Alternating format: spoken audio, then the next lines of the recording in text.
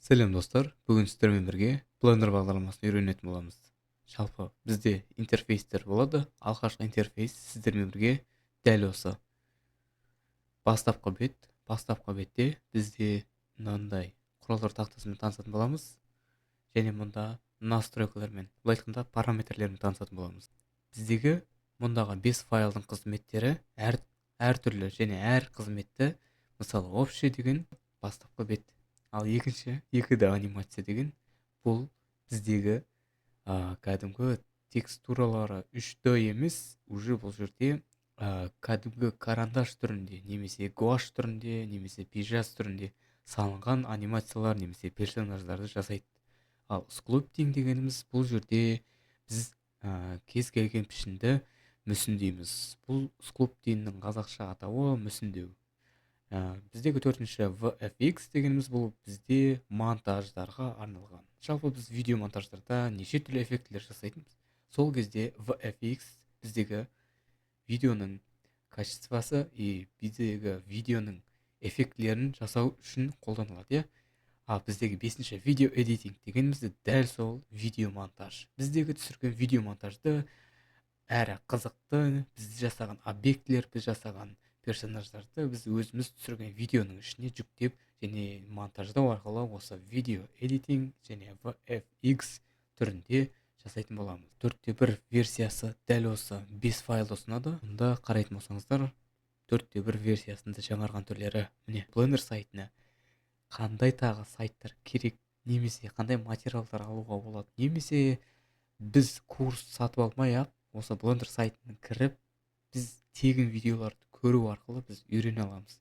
Жалпы бұл Blender бағдарламасында лицензиясы бар. Достар, біз интерфейстермен танысамыз деп шештік. Біздің екінші бастапқы этабымыз бұл бізде дәл осы 3 объекті. Бізде жарықтандыру және камера және біздегі үшінші бұл объекті пішін, кубок. Біз бұл кубокты не істейміз? Біз бұл кубокпен қалаған затымызды, немесе қалаған пішінімізді, қалаған нәрсемізді жасасақ болады. Біздегі мұнда қарайтын болсақ, бізде құралдар тақтасы тұр, міне көріп тұрсыздар. Біздегі бірінші біз кез келген затты белгілеп алу үшін бізге көмектеседі. Значит, бұл біз кез келген нәрсені, мысалы, кез келген объектіні болсын, немесе пішінді болсын, белгілеп алуға көмектеседі. Бізде екінші бұл курсор, бұл бізде қандай қызмет атқарады? Курсор бұл бізде нақты өзіміздің шығаратын пішіндерімізді, немесе өзіміз шығаратын объектілерді шығару үшін, немесе орнына қойып беру үшін көмектеседі. Значит, мен Shift A батырмасын басу арқылы және мештегі кез келген объектіні алсам, мысалы кубокты алсам, міне мендегі курсор қайда тұрады? Пішіндерде сонда. Значит, біз курсор арқылы біз өзіміздің қалаған объектімізді, қалаған пішінімізді сол курсор қайда тұрады, сол жерге қойып қоя аламыз. Неге? Мен Ctrl-Z арқылы заттарды артқа қарай қайтарымдап өшіріп тастадым. Енді бізде неге курсор артқа қайтпады? Неге орталық центрде түспейді? Курсор ондай қызмет атқарып бермейді. Курсор бұл нақты центральный угол.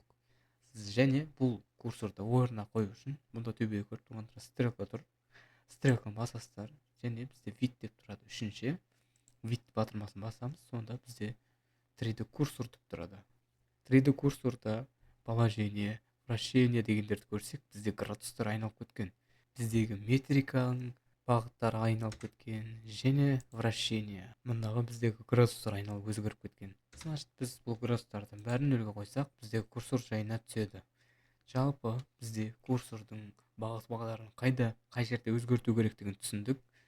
Мен N батырмасын басам, N батырмасын басу арқылы біз жаңаға шығарған интерфейсті қайтадан шығарамыз. Сонда бізді N батырмасын бассақ, дәл осындай бет шығады. N батырмасын қайтадан басатын болсақ, ол бет жабылады. Бәрі түсінікті, бәрі оңай. Енді біздегі мұнда қарайтын болсақ, переместить деп тұр. Переместить біз басатын болсақ, бұл біздегі кез келген объектіні жылжыту үшін қолданылады. Мысалы, камераны мен X бағытына қарай жылжытсам, ол ары бері қозғалады. Немесе жарық жарықты мен y бағытына қарай қозғалтсам, ол да y бағытына қозғалады. Жалпы біздегі үшінші переместит, біздегі үшінші бағытқа жылжыту немесе жылжыту, жай ғана жылжыту деп атай берсеңіздер де болады. Қиындатпаймыз. Особо. Төртінші бізде бұл бұрмалау бізде бағыт бағдар. Дәл біздегі үшінші переместитпен жылжыту батырмасымен танысқандай. Бірақ бұл жердегі айырмашылық бұл тек қана бұрмалау. Мысалы, сіз мына объектіні y бағытына қарай бұратын болсақ, бұл y бағытына қарай айналады. Егер біз объектіні z бағытына бұратын болсақ, бұл z бағытына қарай айналады. Бізде z бағытына айналғанын немесе айналмағанын қалай білеміз? Бізде айналып басып тұрған кездегі мұндағы ортадағы пішіннің екі жерінен ортасынан көк сызық сызып өткен, значит бұл сызық z бағытын білдіреді. Z бағытындағы жолақ. Біз өзіміз жасайтын кезде немесе өзіміз бұрмалайтын кезде, жылжытатын кезде дәл осындай бізде бағыт жанып тұрады. Бұл бағыттық жол. Біздегі вертикальный өлшемдердің y, z және x бағытының жолы. Біздегі бесіншісі бұл масштабировать. Масштабировать дегеніміз бұл бізде пішіндердің денесін қай бағытта қысасыздар немесе қай бағытқа созасыздар, сол бағытқа олар кішірейіп үлкейеді. Дәл үшінші және екінші түріндегі айтып өткендей бұрмалағыш бағыттар. Кез келген z болсын немесе y болсын немесе x бағыты болсын, ол кез келген бағытта кішірейіп созыла береді.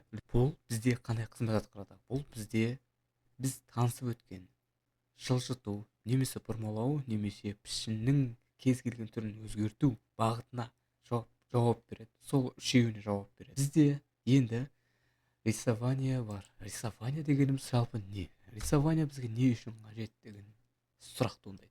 Рисование дегеніміз бұл өзіміздің планымызды сызып алу үшін немесе есептеу үшін, қателесіп шатасып кетпеу үшін, немесе рисованияның астына қарайтын болсақ, измерить деп тұрады, бізде өлшем бар. Өлшегіш бар, то есть мұнда мен контурлды басып тұрсам, дәл осындай белгілеу шығады. Белгілеуді тартып мен екінші жеріне қоятын болсам, бізде 2,8.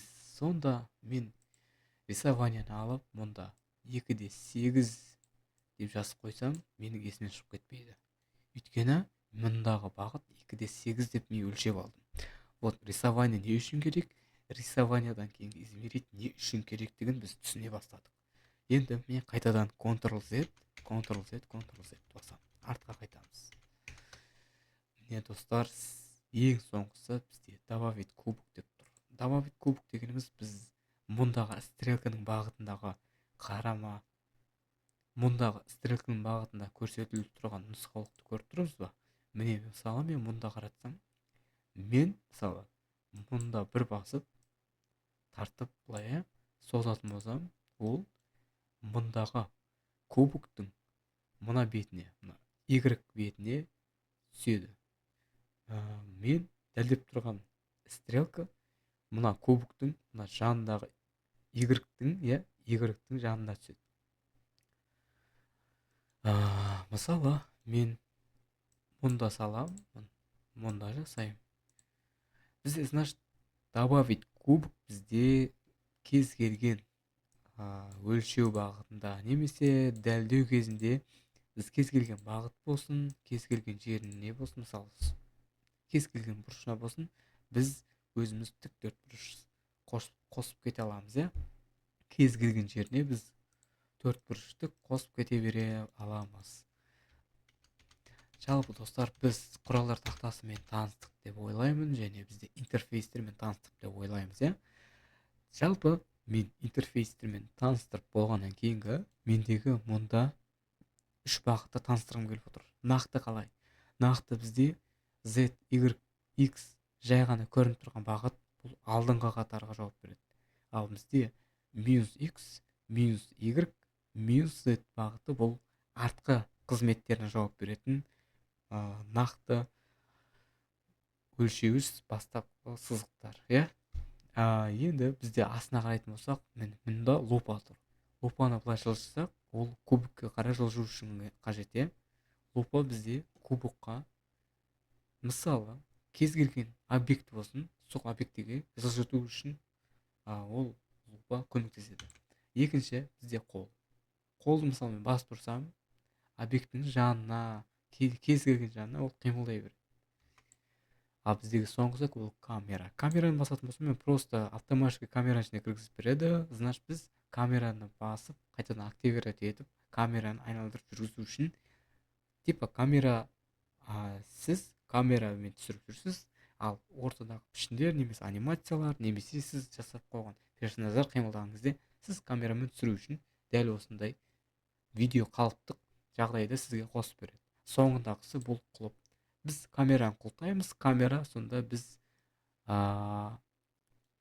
сонда камерадан шығамаймыз. Өйткені неге? Мен мысалы камераны мишканың ортасын басу арқылы камераны осылай жылжытып тұрмын. Ал егер мен құлыпты ашатын болсам, мен жай ғана былай жылжытсам, мишканың ортасын бұрып, камерадан шығып кетемін. Ал камераға қайтадан кіремін, құлыпты жабамын, енді мен камераны еш қиындықсыз айналдыра аламын. Және мен камерадан бұрынғыдай шығып кете алмаймын. Мен достар, сіздегі осы бастапқы біздегі бағыттар және мұндағы 4 кез келген өзіміздің мұндағы алдыңғы қатардағы пішінді көру үшін, немесе жақындату үшін, ұзақтату үшін, немесе камерамен шынайы өмірдегідей қимылдату үшін, сондай жағдайлар жасайды. Мұндағы құралдар тақтасын танысып болдық деп ойлаймын. Енді бізде соңғысы астындағы уақыт шкаласы. Бізде мұнда кадрлар тұрады. Біздегі кадрдың максимальный 250-де басталуы бірінші кадр. Сонда бірінші кадрден 250-ші кадрға дейін бізде автоматически өзі қосылып тұрады.